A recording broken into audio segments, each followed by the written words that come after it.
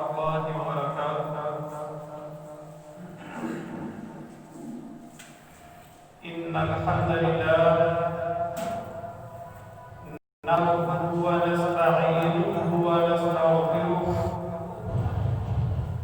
ونعوذ بالله من شرور أنفسنا ومن سيئات أعمالنا.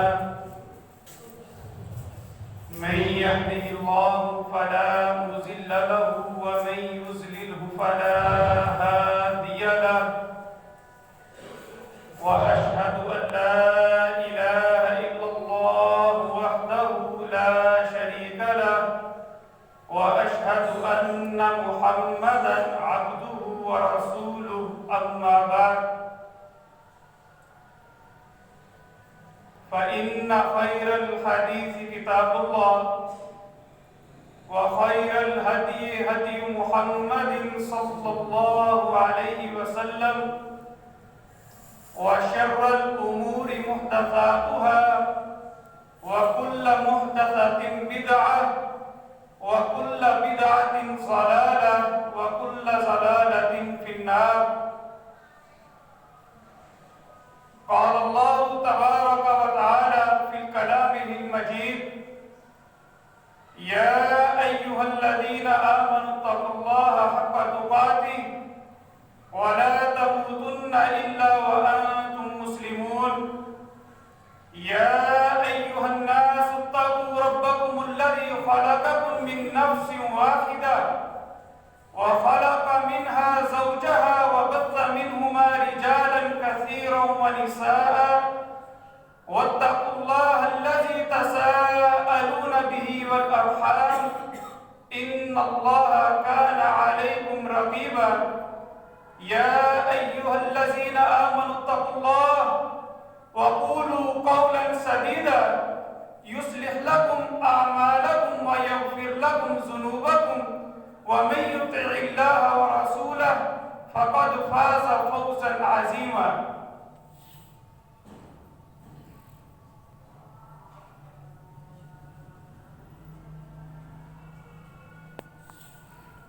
حضرات و حاضرین،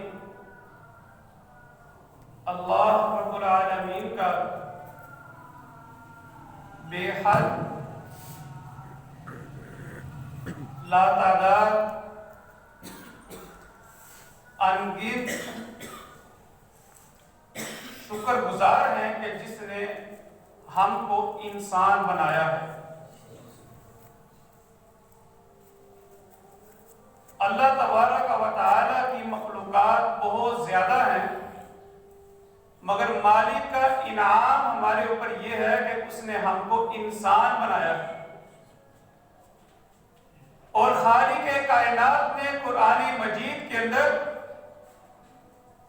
انسان کی تعریف کرتے ہوئے ارشاد فرمایا: وَلَقَدْ كَرَّمْنَا بَنِي آدم. البتہ تحقیق ہم نے بنی آدم کو عزت اور شان عطا کی ہے.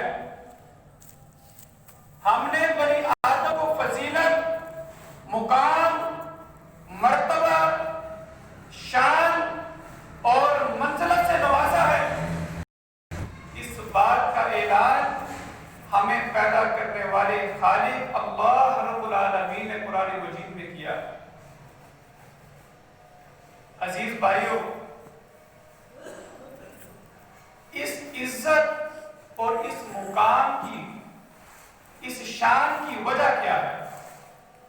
خالق کائنات نے قرآن مجید کے اندر بھی بنی آدم علیہ السلام کو عطا کردہ عظمت اور شان کا ذکر بیان کیا.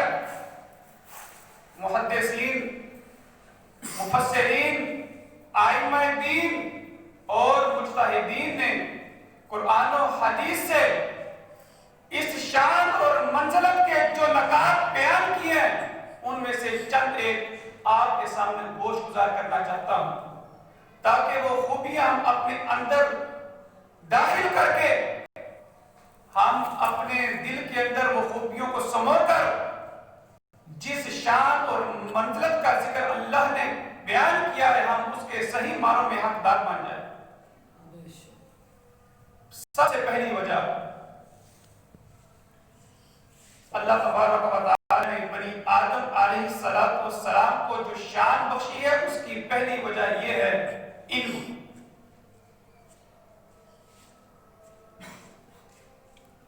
خالق کائنات نے قرآن مجید کے اندر ارشاد فرمایا وَإِذْ قَالَ رَبُّكَ لِلْمَلَائِكَةِ إِنِّي جَاعِلٌ فِي الْأَرْضِ خَلِيفَةً. اللہ تعالیٰ نے فرشتوں سے کہا کہ میں زمین کے اوپر اپنے خلیفہ کو بھیجنے والا ہوں، ایک خلیفہ زمین میں پیدا کرنے والا ہوں. قَالُوا أَتَجْعَلُ فِيهَا مَن يُفْسِدُ فِيهَا وَيَسْفِكُ الدِّمَاءَ. اے اللہ کیسا خلیفہ جو زمین میں خون ریزی کرے گا، فساد برپا کرے گا. قال انی اعلم ما لا تعلمون. اے میرے ملائکہ جو میں اللہ جانتا ہوں وہ آپ نہیں جانتے. وعلم آدم الاسماء كلها. پھر جناب آدم علیہ السلام کو تمام چیزوں کے نام سکھلائے. ثم عرضهم على الملائکہ. پھر ان چیزوں کو فرشتوں کے سامنے پیش کیا. قال کہا اللہ رب العالمین نے کہ ان چیزوں کے نام بتلاؤ، بتاؤ یہ کیا چیزیں ہیں. وہ عاجز آ گئے اور کہا سبحانک لا علم لنا الا ما علمتنا. اے ہمارے خالق تو پاک ہے، ہمیں بس اتنا ہی علم ہے جو تو نے عطا کیا، اس سے زیادہ ہم کچھ نہیں جانتے.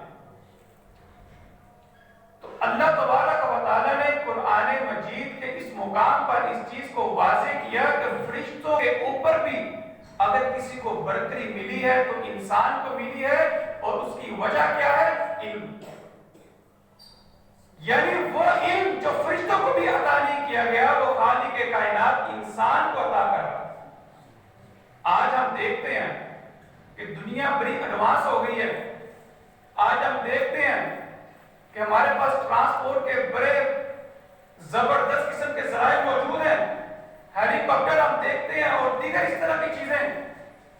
حقیقت یہ ہے کہ ان تمام چیزوں کا علم جس ذات نے عطا کیا ہے وہ اللہ کی ذات ہے. وَعَلَّمَ آدَمَ الْأَسْمَاءَ كُلَّهَا.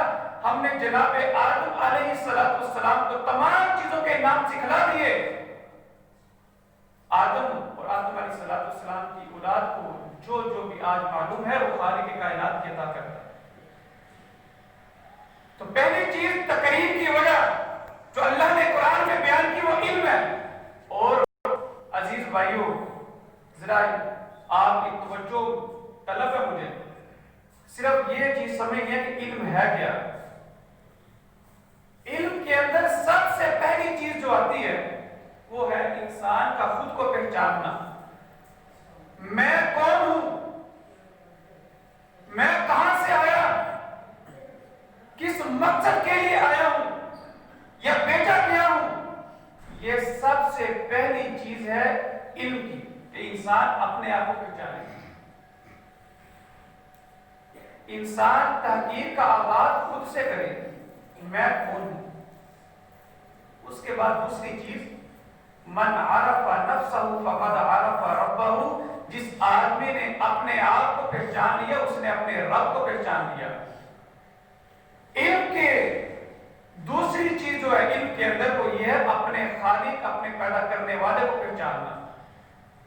اس کی وجہ یہ ہے کہ جب تک انسان اپنے پیدا کرنے والے کو نہیں پہچانے گا، جب تک انسان اپنے آپ کو نہیں پہچانے گا، اپنی حد کو نہیں پہچانے گا، اپنی اوقات کو نہیں سمجھ پائے گا. پہلی چیز اپنے آپ کو پہچاننا اور دوسری چیز اپنے پیدا کرنے والے کو پہچاننا کہ مجھے پیدا کرنے والا کون ہے. جب انسان اپنے پیدا کرنے والے کو پہچانے گا، معرفت الہی کو حاصل کرے گا، تو تب ہی وہ اس کے تقاضے بھی ادا کرے گا.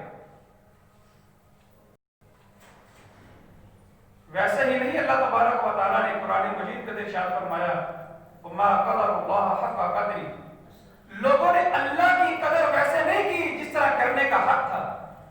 اس کی وجہ یہ ہے کہ ان کو اپنے خالق کا علم نہیں ہے، معرفت نہیں.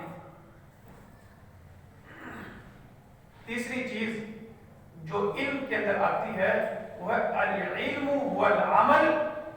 علم کے اندر تیسری چیز شامل ہے وہ عمل ہے. عزیز بھائیوں، اللہ تبارک و تعالیٰ نے بے شمار مخلوقات اتاری. ان تمام مخلوقات میں سے 3 مخلوقیں ایسی ہیں جو عاقل ہیں، جو عقل رکھنے والی ہیں.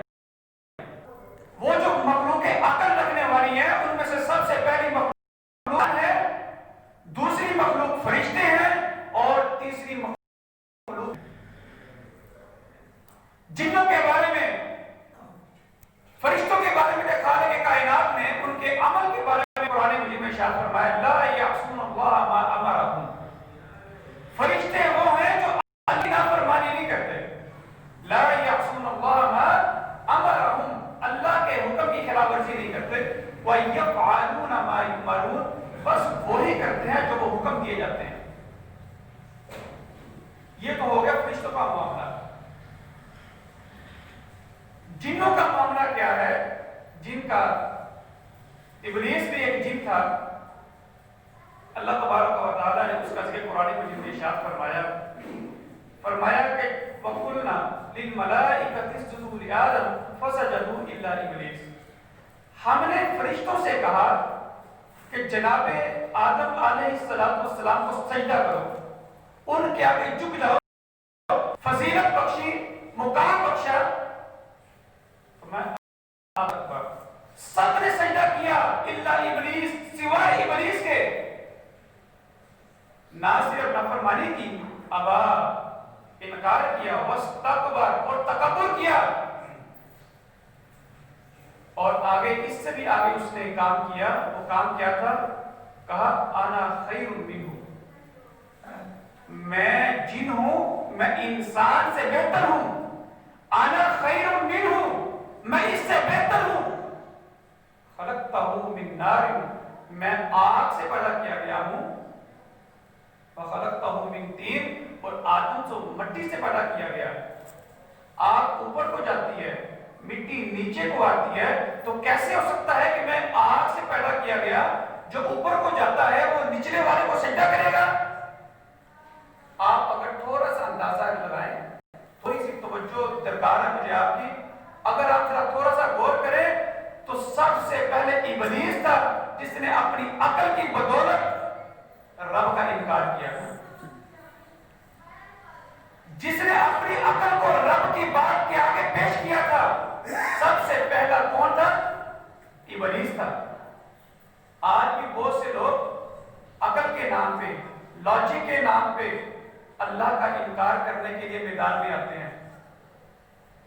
تو یاد رہے، سب سے پہلے ملحد، سب سے پہلے اللہ کا انکار کرنے والا، اسلام سے روگردانی کرنے والا کون تھا؟ ابلیس تھا. سب سے پہلا ملحد ابلیس. اس نے انکار کیا. اب تیسری مخلوق کی بات کرتا ہوں، انسان کی. آپ کو بتایا 3 عاقل مخلوقیں ہیں، انسان ہیں، فرشتے ہیں اور جن ہیں. جن کا رد عمل بھی آپ نے دیکھ لیا کہ اس نے کیسا عمل کر کے دکھایا. فرشتوں کی بات بھی اللہ نے جو بیان کی وہ بیان کر دی. اب انسانوں کی بات.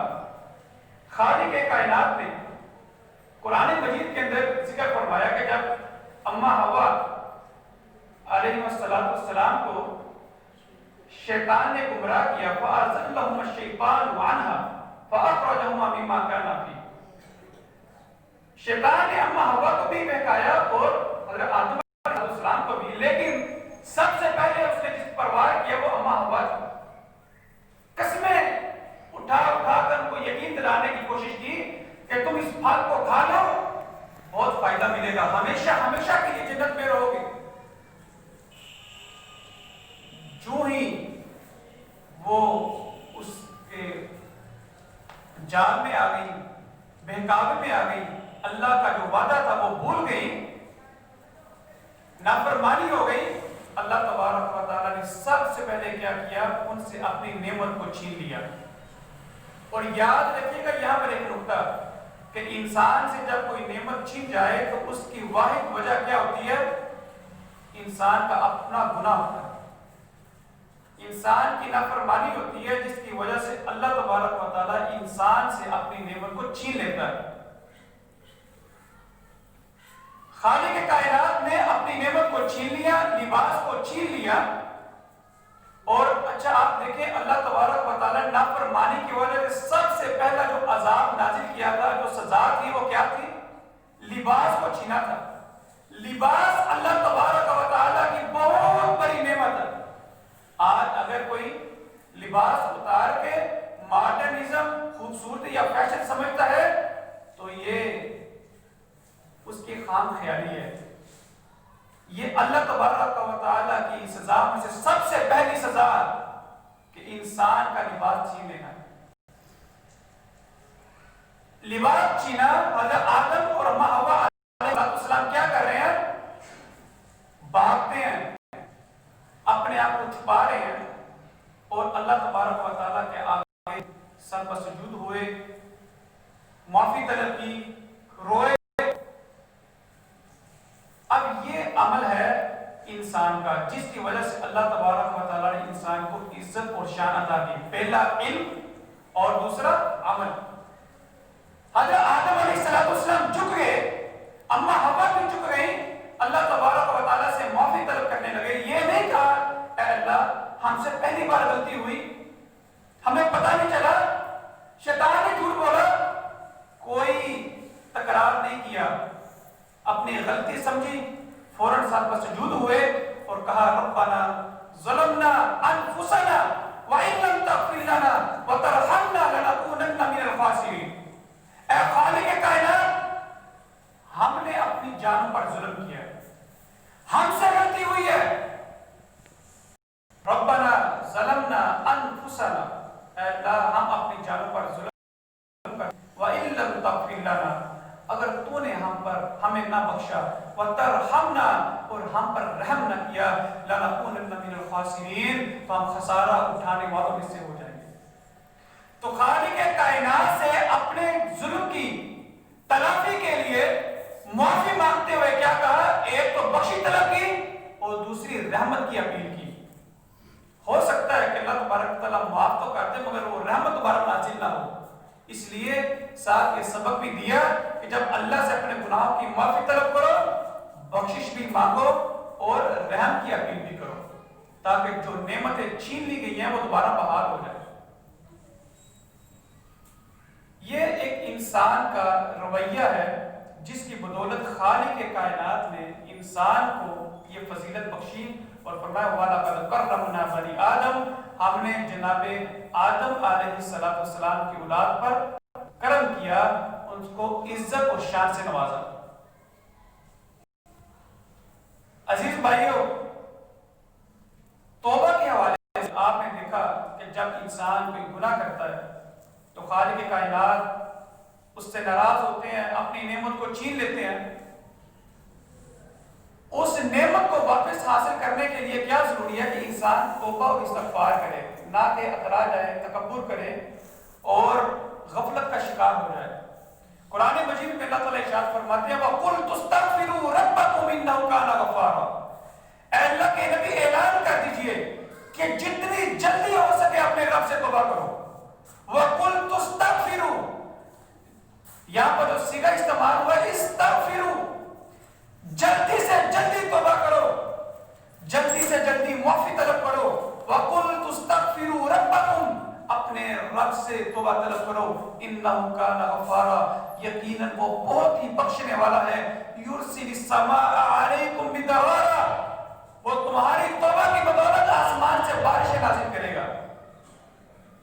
وَيُمْدِدُكُمْ بِأَمْوَالٍ وَبَنِينَ، تمہارے اموال میں، تمہاری جانوں میں، تمہاری اولادوں میں برکتیں نازل کر دے گا. وَيَجْعَلْ لَكُمْ جَنَّاتٍ وَيَجْعَلْ لَكُمْ أَنْهَارًا، اور روز قیامت تمہیں جنات بھی عطا کرے گا اور نہروں سے بھی نوازے گا. توبہ کے لیے عزیز بھائیو، ایک ہوتی ہے توبہ کہ انسان توبہ استغفر اللہ کر لے، لیکن توبہ کا ایک پورا قاعدہ اللہ تبارک و تعالیٰ نے قرآن مجید میں ذکر کیا ہے. توبہ ہوتی ہے 4 شرائط کے اوپر. جب تک یہ 4 چیزیں توبہ میں شامل نہ ہو جائیں توبہ قبول نہیں ہوتی. اور اس توبہ کو جو توبہ اللہ تبارک و تعالیٰ قبول کر لیتے ہیں اس کا نام ہے توبۃ نصوحہ. صحیح طرح سے جو انسان توبہ کرتا ہے اس کا نام توبۃ نصوحہ ہے. خالق کائنات نے قرآن مجید میں ارشاد فرمایا ہے، اس کے اندر سب سے پہلی چیز کیا ہے کہ انسان نے جو عمل کیا ہے، جو غلطی کی ہے، انسان اس پر نادم اور شرمندہ ہو جائے، فوری طور پہ مان لے کہ واقعی مجھ سے غلطی ہوئی ہے. لیکن ہم میں سے کوئی انسان فرشتہ تو نہیں ہے، فرشتہ یہ بات جس سے غلطی نہیں ہوگی. باقی ہر انسان سے بھول بھی ہوتی ہے، خطا بھی ہوگی. تو پہلی چیز کیا ہے کہ انسان نادم ہو جائے، شرمندہ ہو جائے. یہ انسان کے لیے بہت بہتر ہے. دوسری بات، انسان اس گناہ کو آئندہ سے نہ کرنے کا پختہ عہد کر لے کہ آئندہ جو بھی ہو جائے میں اس گناہ کو تو دور کی بات اس کے قریب بھی نہیں جاؤں گا. اور تیسری چیز کہ جو پیچھے گناہ ہو گئے صدقے دل سے اللہ تبارک و تعالیٰ سے اس کے لیے معافی مانگے، بخشش کی دعا کرے کہ اللہ جو ہو گئے ہیں اپنی رحمت سے معاف فرما دے. چوتھی چیز، اگر کوئی ایسی غلطی کی ہے، کسی کا حق مارا ہے، کسی کی چغلی کی ہے، غیبت کی ہے، یا کسی کا دل دکھایا ہے، یا کوئی ایسی کسی کی چیز چرا لی ہے، تو اس میں چوتھی چیز یہ ہے کہ اس کی تلافی کی جائے گی. اگر کسی کا دل دکھایا ہے تو معافی مانگے گا جا کے. جھوٹ بولا ہے تو وہاں پر جا کے اقرار کرے من یہ جھوٹ بولے. اگر کسی کی چیز چرائی ہے تو وہ چیز واپس دے گا. یہ شرائط 4 مکمل ہوں گی تو توبۃ نصوحہ ہوتی ہے. ایسی توبہ کو خالق کائنات کبھی رد نہیں کرتی.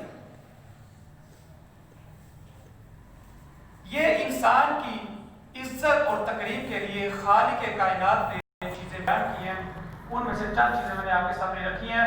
سب سے پہلی چیز علم ہے، اور علم کے اندر اس کے بعد جو عمل ہے جس میں سب سے پہلی چیز عاجزی اور انکساری ہے.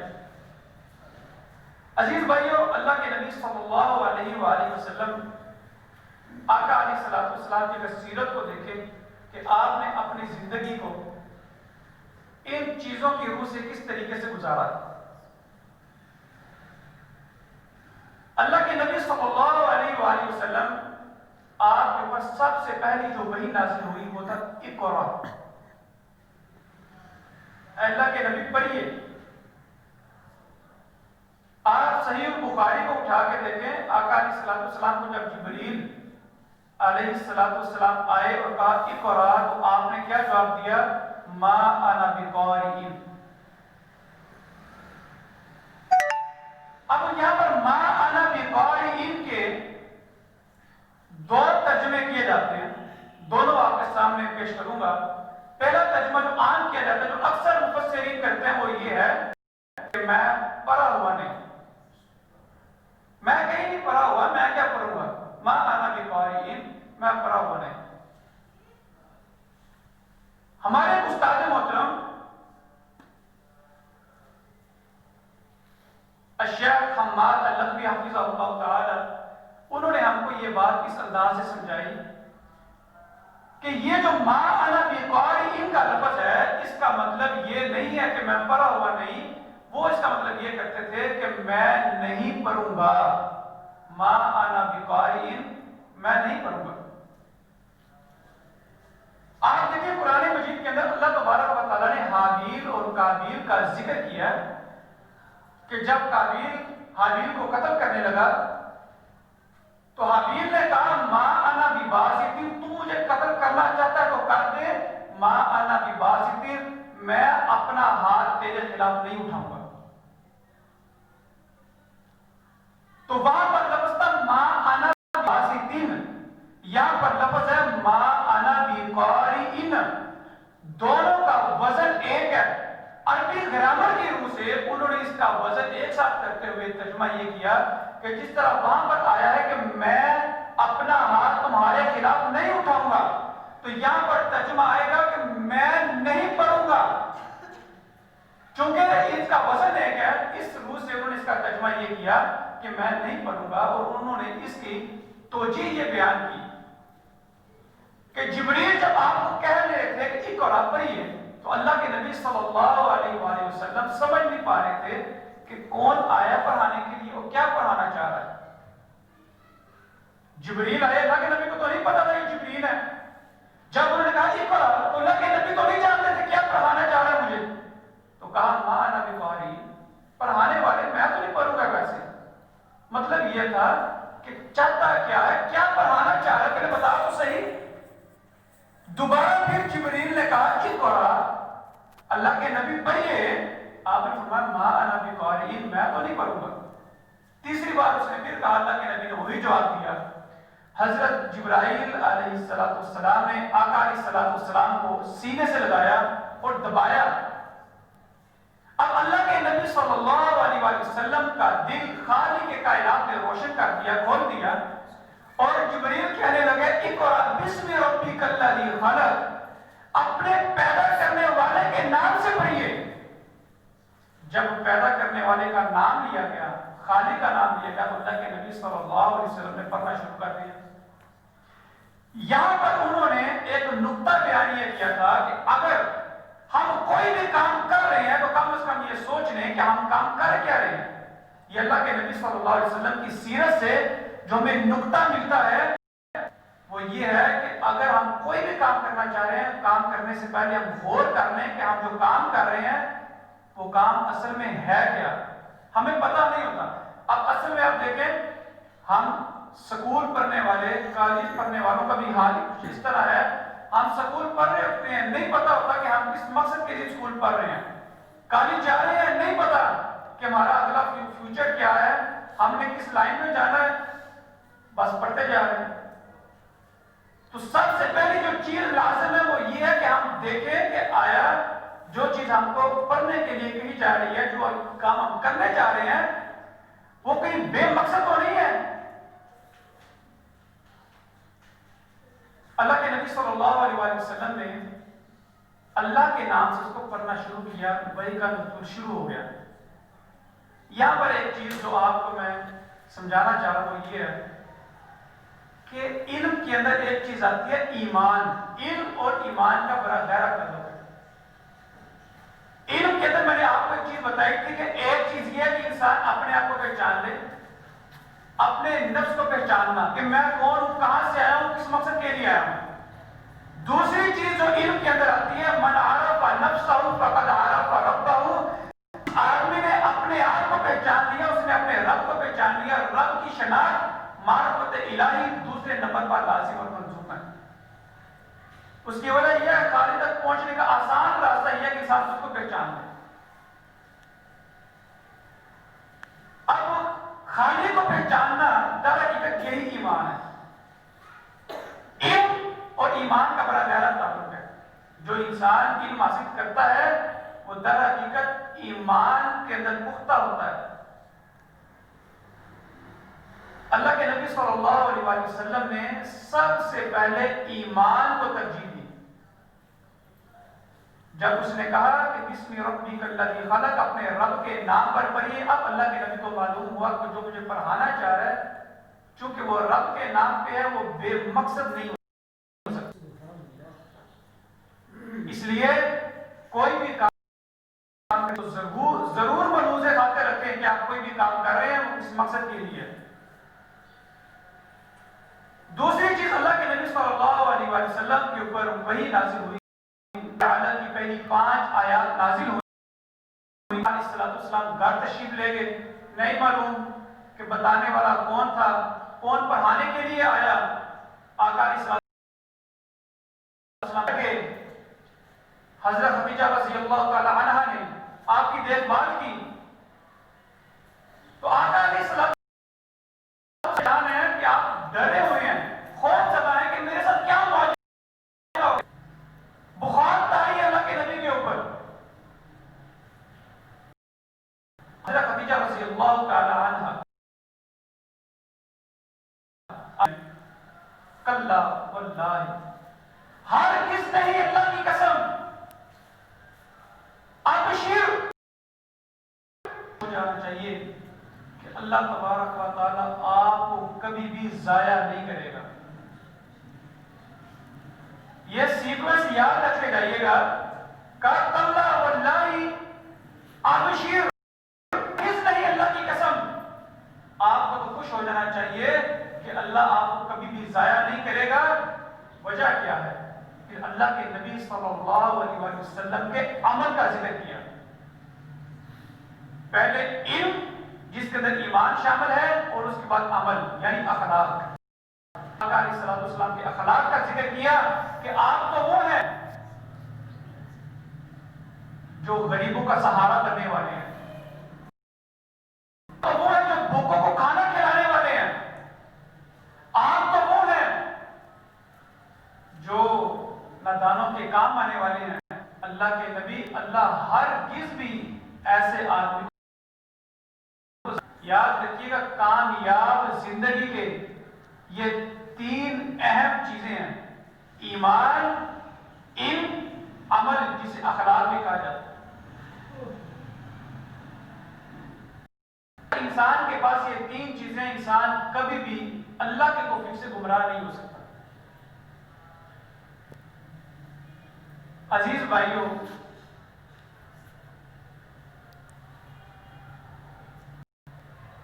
خالق کائنات اللہ رب العالمین قرآن مجید کے اندر جہاں پر ہمارا ذکر کیا, ہمارے آنے کا مقصد بیان کیا, وَمَا خَلَقْتُ الْجِنَّ وَالْإِنسَ إِلَّا لِيَعْبُدُونَ, ہم نے جن و انس کو محض اپنی عبادت کے لیے پیدا کیا. یہاں پر یہ بات یاد رکھ لیں کہ عبادت صرف نماز, روزہ, زکوٰۃ, حج نہیں ہے. ہر وہ کام ہے جو ہم کرتے ہیں اگر ہم ایمان کی بدولت سے کریں گے, اللہ کے نام سے کریں گے,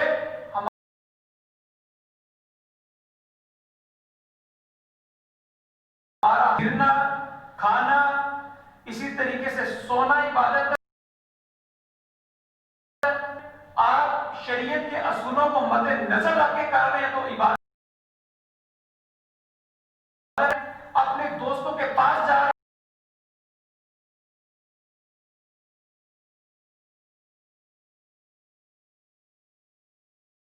ہیں اپنے بھائیوں کو, آپ آپ کا کوئی بھی عمل اگر آپ اس کے اندر شریعت کے اصولوں کو مد نظر رکھتے ہیں, کوئی بھی چیز ضائع نہیں جانے دیتے. ایک تاجر کی بات,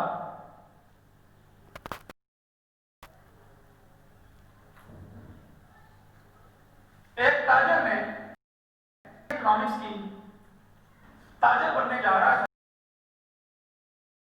سوچا کہ میں نے اتنا علم تو حاصل کر لیا, تاجر ساتھ مسجد ہے, کبھی مسجد میں نہیں گیا. کسی نے پوچھا کہ میں تاجر بننے جا رہا ہوں, نہیں ہے اسلام کے اندر مسجد. مولانا صاحب سے ملا, امام صاحب سے بات ہوئی, انہوں نے کہا کہ ضرور اسلام نے تو ہر چیز کی رہنمائی کی ہے. چند تجارت کے لیے مولانا صاحب نے اس آدمی کو بتلا دیا. ایک اصول یہ تھا کہ جو بھی مال بیچنا چاہو ایمانداری سے بیچو, اگر کوئی نقص ہے تو لوگوں کو بیان کر دو یہ نقص ہے, نہ کہ چھپاؤ. دوسرا, کوئی سامان اگر واپس لا کے دے واپس کر لیا کرو, یہ نہ. تیسری چیز یہ ہے ضرورت نہ کیا کرو اپنے مال کے اندر.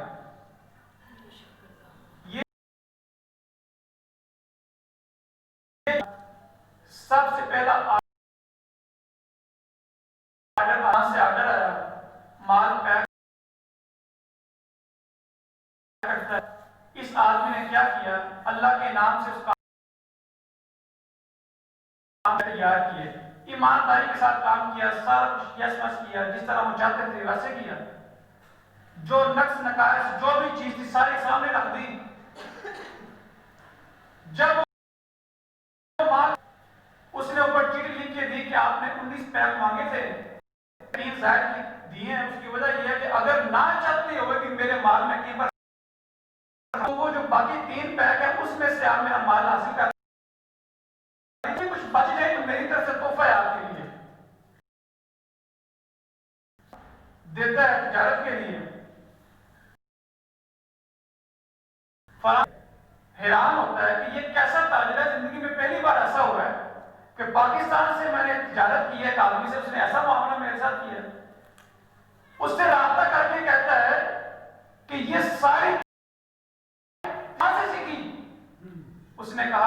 یہ ساری چیزیں 16 سال کی ڈگری حاصل کر کے نہیں سیکھی. میں تھوڑی دیر کے لیے مسجد میں گیا، مجھے امام صاحب نے یہ چیزیں بتلائی ہیں بس. اس نے کہا تمہارا تجارت کے اصول میں بتاتا ہے؟ کہا جی یہ اصول جو سنے تھے وہ بیان کر کے دے دیے. اسلام کی دعوت نہیں دی، یہ نہیں کہا کہ مسلمان ہو جاؤ، یہ اپنے عمل کے ذریعے سے کہ خالق کی کائنات نے اس کے عمل کی بدولت سے غیر مسلم کو مسلمان ہونے کا شرف بخشا. عزیز بھائیو، اسلام کے اندر اتنی پاور اور اتنی طاقت ہے، لیکن پہلی بات یہ کہ ہم خود کو سنبھالیں. ایک غلام عورت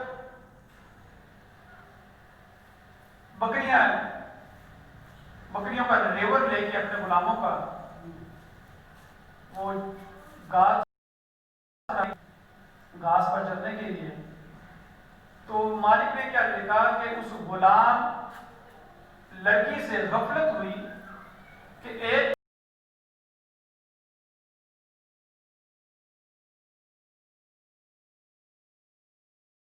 بکری، مالک سے برداشت نہ ہوا، اس نے اس عورت کو تھپڑ رسید کر دیا کہ تم نے یہ کیا کام کیا. اور نبی صلی اللہ علیہ وسلم کے دربار میں آئے. آقا علیہ الصلوۃ والسلام تشریف فرمائے. اس مالک نے آ کے بتایا یہ معاملہ ہوا ہے. اللہ کے نبی صلی اللہ علیہ وسلم نے اس غلام این اللہ، اللہ کے نبی نے کچھ نہیں پوچھا، صرف یہ پوچھا این اللہ، اللہ کہاں ہے. اب بات یہ ہے کہ اس نے بکری اس سے چھن گئی، تو سوال کیا تھا؟ یہ نہیں پوچھا کہ تم نے یہ کام کیوں کیا، بلکہ یہ پوچھا این اللہ. غفلت انسان سے ہو جاتی ہے. چیک یہ کرنا چاہا کہ آیا اس لڑکی کے اندر ایمان بھی ہے کہ نہیں. اگر تو ایمان ہے تو جان مجھے یہ ایسے کام نہیں کر سکتا. پوچھا این اللہ، اے لڑکی اللہ کہاں ہے. اس لڑکی نے جواب دیا. جواب اس نے زبان سے نہیں دیا، وہ سہمی ہوئی تھی، تھپڑ کھا کے آئی تھی، ڈر رہی تھی پتہ نہیں یہاں پر کیا بنے گا، بکری چھن گئی ہے، کیا سلوک ہوگا میرے ساتھ. سہمتے ہوئے ایسے اشارہ کیا آسمان کی طرف انگلی سے کہ اللہ اوپر ہے. اللہ کے نبی صلی اللہ علیہ وسلم نے فوراً ارشاد فرمایا یہ مومن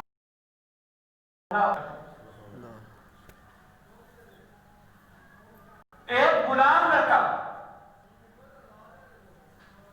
وہ بھی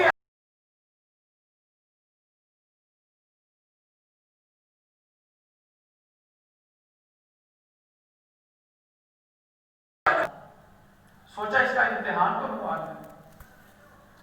اس کے بعد مجھے دے دو، کہنے لگا بکری تو مالک دے گا، آپ اس سے رابطہ کریں.